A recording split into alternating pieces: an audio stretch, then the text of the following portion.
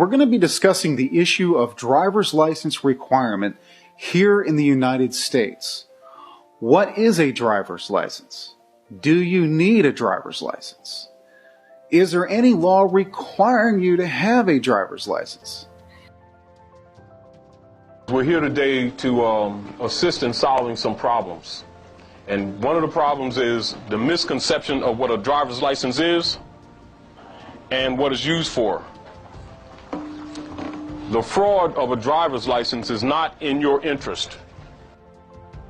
We want to expose the fraud of the driver's license. Most of you scientists already know the nature of it, but we want to make sure that the people get the nature of what this is all about. When they gave you that driver's license, it was to incorporate you as a corporate person, was not an instrument for identification. Now, it must be understood, and this is redundant to many of you, but for those who do not know, a driver's license is an instrument that has its origin in the Excise Tax Act, 1909. And what it deals with is the movement of commercial goods and services. It does not deal with the natural person, which is why they will always say a person must have this, and a person must have that. But when they say person, it must be understood at law there's two types of person. When you hear the term made by any government official or any sub or pseudo government official or sub-government agency saying a person must, or person shall, they're saying a corporation shall, a corporation must, an artificial person shall, an artificial person must. So whenever you hear them say the word person, know already they're referring to a corporation. Are we clear? If they don't say natural person, that statement applies to corporations only, not to the natural person. If you think that it means you, you're wrong. But it's presented to you that way for you to believe that it means you, so that you can be tricked into making a contractual agreement. And once you sign the contract becomes the law. And so they sue you on that contract. So understand how law comes about. In other words, you are the law.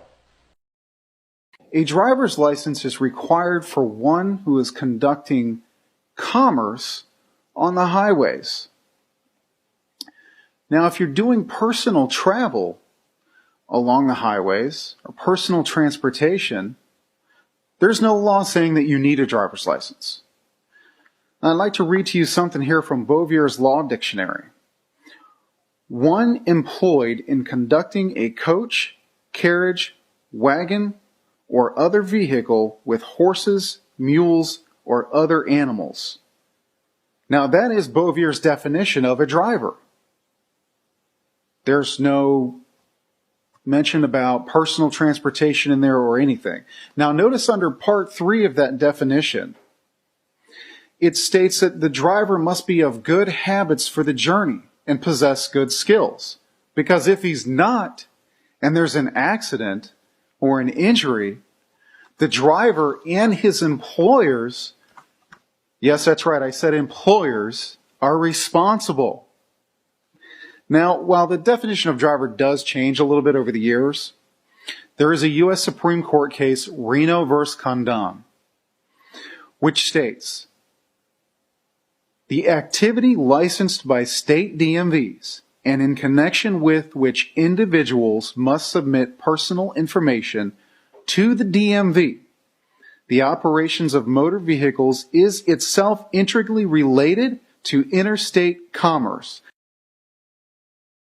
There is no need to have a driver's license for personal transportation.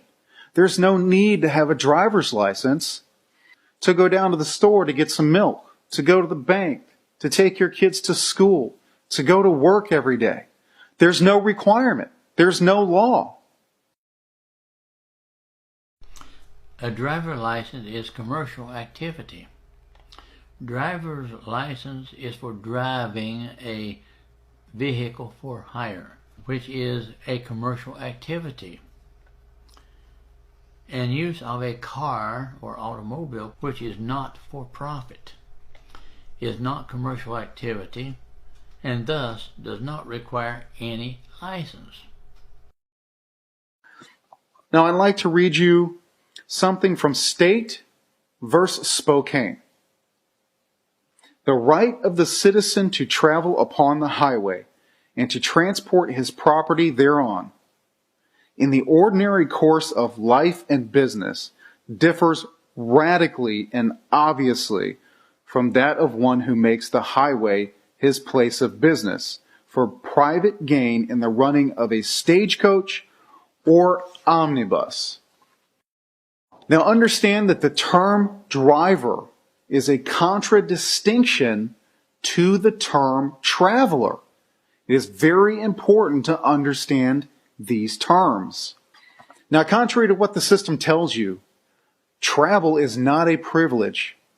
However, if you are a driver using your vehicle for commerce, then you're required to have a driver's license. If you're using your vehicle to make a profit or for hire on the highways, then you are required to have a driver's license.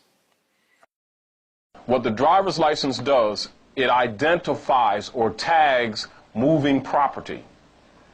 It will be used, as it has been used, to profile you, to extract revenues from you as chattel property. And most people are under the impression that slavery in the Union State Society had ended. Well, the driver's license is one of the major instruments that is used politically to sustain slavery. And you'll notice that all driver's licenses have it, the nomen written in all capital letters, which you all know, which indicates a corporation, an artificial person, an instrument, all right? Now, that instrument comes under excise tax. And excise tax is a system that is set up for corporate activity and for taxing corporations in the capacity of having a privilege or benefit of operating in a corporate capacity. Now, anyone who has a license, pull out your pocket right now. Let's examine it. Now, look on the front of it. And it has a picture that represents you. Correct? And then it has some phonetic writing on the front that sounds like the name that you have. But that's not you. The picture can't represent you, and the name does not represent you. That name represents a private corporation, or what they call often a straw man, too. You notice that grammatically it's incorrect, correct? Why is it incorrect? Capitalize your nouns. You capitalize nouns, correct? If you don't capitalize a noun, then it must not be a noun, am I correct? But if all the letters are capitalized, it's not a proper noun, is it? It's grammatically incorrect if it's directed at a person, correct? Why do you think that was done? Do you think it's accidental? The fact that it expires proves what to you relative to identity? Does your identity expire? Can your identity expire? Well, why does your identity expire with the driver's license? Because it's not an identification card. It's a proof of contract. It's a prima facie article, instrument used to regulate your economy.